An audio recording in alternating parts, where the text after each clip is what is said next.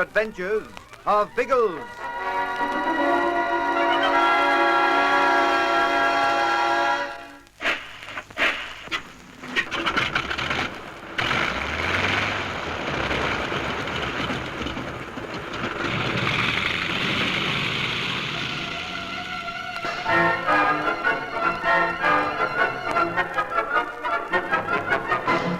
Although it gives them a nasty scare, the communist plane actually helps Biggles and Bertie. After an unsuccessful search for them, the pilot gives up and presumably heads for his aerodrome. Biggles carefully takes a compass bearing on the plane's course, and he and Bertie follow it, sure now that they're traveling in the right direction. But hours pass and there's little to break the monotony of the desert. The sun swells to its fantastic peak, and with increasing difficulty the flyers plod on. They're exhausted and suffering from the intense heat when Biggles drains the last drop of water from his bottle. Now they must rely on Bertie's supply, which hasn't yet been touched. But when Bertie reaches for the bottle, the cork is dangling from its string. The bottle is empty. It can't be, Bertie. Look, not a drop in it. But we haven't touched it. Must happen when the plane came over. We hid in a hollow in the sand. But we didn't drink any water. I rolled over onto my face. Must have caught the belly thing in the sand, knocked out the cork. That leaves us with no water at all. Pickles, what are we going to do? We can't survive here without water. We are going to survive. How? Nothing but miles and miles of desert. We can't keep going. There's something, Bertie. Where? Not the drome. No. That hill, see it? You mean that clump of rocks? It's bigger than that. And whatever it is, it'll give us shelter. We want water, not shelter. We can survive providing we can get out of this sun. Forget the water, Bertie. Concentrate on reaching that hill.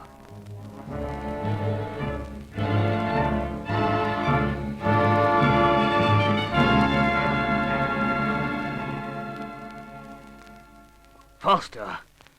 You're lagging, Bertie. It's no good. Hill's a mirage.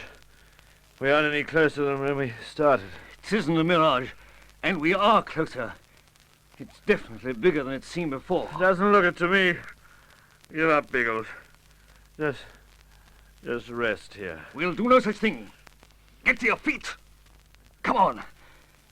Up with you. But Biggles... Shut up and keep walking. No matter how you feel, keep walking.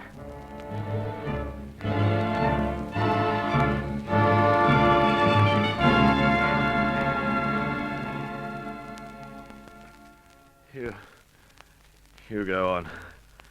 Can't go any further. Not without water. Biggles, don't keep dragging at me. Can't go on. We are nearly there. I'm not going to toss in now. Rope's on fire. Water. Just a drop, that's all. Biggles, give me some water. Stop it, you fool! You're wandering. Another word about water and I'll...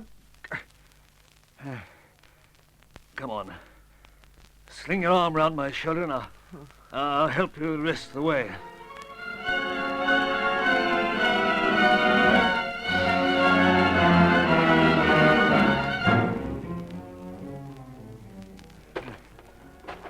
Up with you, Bertie.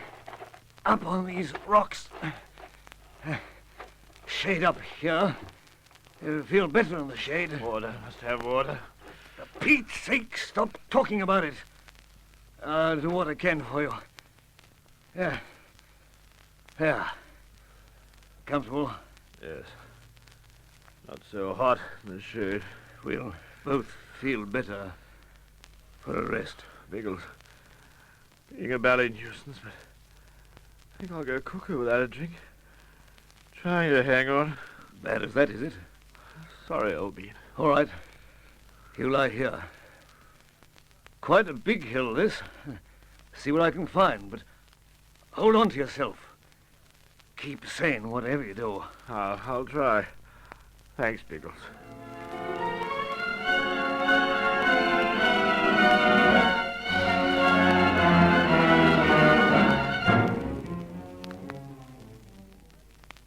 Bertie! Bertie! I've found some! Water? Yes! Yes. Here. Have a swig at my bottle. It's full. Here. Give it to me. Here, don't grab it. Just sip it. You'll make yourself ill otherwise. Oh, that's bitter. Poor old blighter. Sun knocked you a bit, didn't it? No stamina, that's the belly trouble. Oh, we Lissies will have to watch ourselves in future. You Lissies are all right. Not many people would retain their sanity after that experience. You did. You'd be surprised. It was only knowing I had to help you that kept me steady. Thanks, old sausage. Sorry to be such a clot. Oh, this water's positively splendiferous. Here, go easy on it. There isn't a great deal up there. Where'd you find it? Bit of a bally miracle, what? No, sheer logic, as a matter of fact.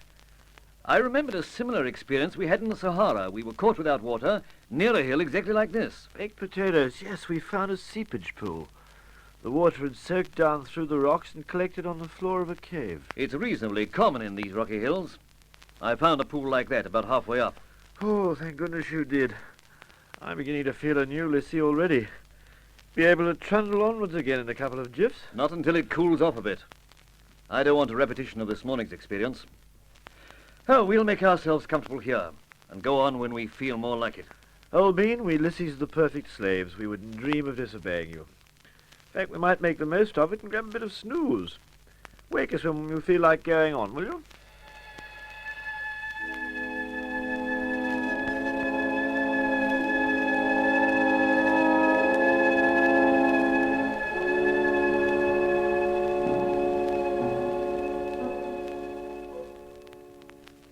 It's cooling off, Henrik. We can get going if you feel like it. Should we waste the time, Ginger? Isn't it more important that we should complete the airstrip? There are quite a few darn things that are important here. I'll have to fit them all in somehow. But the old tower, it is nothing, a crumbling structure in the desert. No more. It's close to the oasis, so I should see it. This morning, Algy was quite definite that I should be prepared for an attack. That's why the old tower's important. It might fit into a defense plan. I think you will find it is of little use except as a lookout post. Feng is using it now. Well, take me to it, and I'll make up my own mind. As you wish. I shall tell Anne not to expect us on the airstrip for another hour. Are you up there, Feng? Feng, watch. Up the steps. Feng, don't come down, because maybe communists come. Well, that's the idea, Feng. We'll come up to you.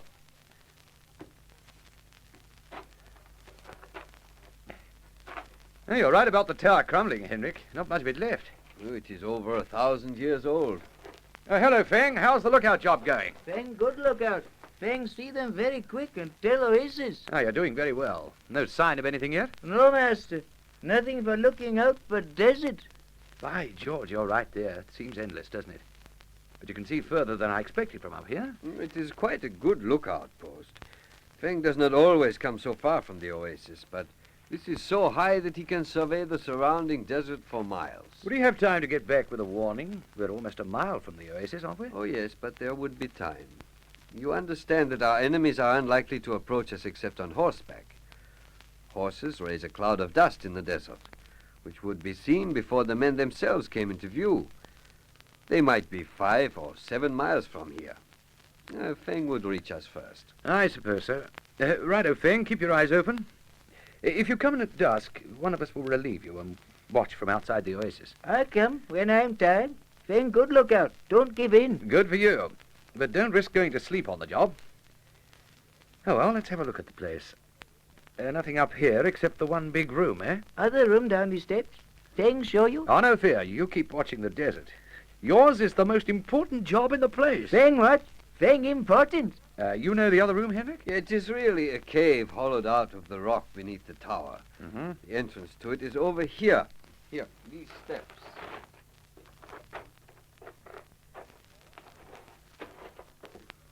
Oh, is this all? Just a big underground cave. I told you there was little to see here. Still, it's quite interesting. One entrance by steps up to the tower, and another set of steps from the tower leading down here. You're sure there's no other way into this cave? Look for yourself. It doesn't seem to be. Righto, Henrik, that's all I want to see. You know, with our 2 revolvers to cover the entrances, we could make a last-ditch stand in here. I wanted to be sure of that. We can go back to work on the strip now? Yes. Oh, yes, we can't leave it all to Anne, can we?